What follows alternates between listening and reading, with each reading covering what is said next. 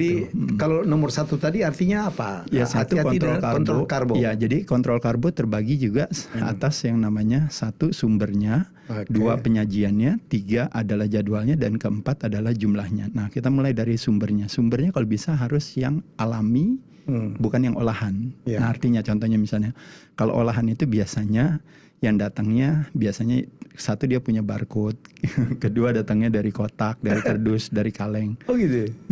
Karbonya datangnya dari sana gitu. Kalau ditanya Dari salah, barcode. kalau ditanya salah ya nggak salah. Cuma karena itu kan pertimbangan conveniency, jadi nggak boleh disalahin itu. Cuma kita berbicara prioritas. Prioritasnya kalau bisa cari karbonnya dari sesuatu yang bisa kita petik sendiri, bisa kita gali sendiri, bisa kita tangkap sendiri, misalnya seperti itu. Intinya adalah ketika yang alami, apa yang terjadi? Yang terjadi mulai dari vitaminnya, mineralnya, lemak esensialnya, amino acid esensialnya, seratnya itu pasti lebih tinggi. Nah, dalam urusan karbo tantangannya cuma 1. Ketika kita masukin yang namanya roti, mie, kue, nasi, kue basah, kue kering, kerupuk, keripik, begitu kita masukkan ke dalam mulut kita, dirubah menjadi gula. Nah, otomatis gula darah kita meningkat.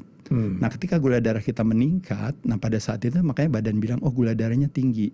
Dia nggak boleh gula darah tinggi, harus diturunin balik ke baseline 90-100 mg per desiliter darah, kan itu kan normal. Nah, kelebihan gula itu harus dimasukkan ke dalam sel di dalam tubuh kita. Nah, waktu kelebihan itu siapa yang ngambil? Pankreas kita merilis hormon namanya insulin. Dia ngambil kelebihan itu untuk ditaruh di mana? Untuk ditaruh di dalam sel di tubuh kita. Nah, badan kita pada dasarnya membutuhkan karbo untuk apa? Untuk nutrisi dan untuk energi. Tapi kebutuhan badan kita itu kecil. Tapi kita pasti makannya lebih banyak. Nah, tapi badan kita punya kecerdasan sendiri. Ini karena kesempurnaan Tuhan. Dia bilang katanya nggak apa-apa. Manusia pasti sering makan karbonya banyak. Ya udah kita siapin gudang gula di badan kita. Nah, gudang gula itu ada di liver, ada di otot. Sama kalau sampai liver sama otot terbatas, akhirnya baru dibuang ke lemak. Nah, jadi 3 gudang gula itu ada di sana. Nah, cuma kalau bisa 2 gudang pertama yang bisa men-tackle itu udah selesai ceritanya, harapannya. Nah, liver terbatas, hanya cuma 100 gram. Otot sebenarnya agak sedikit lebih besar, 400 gram.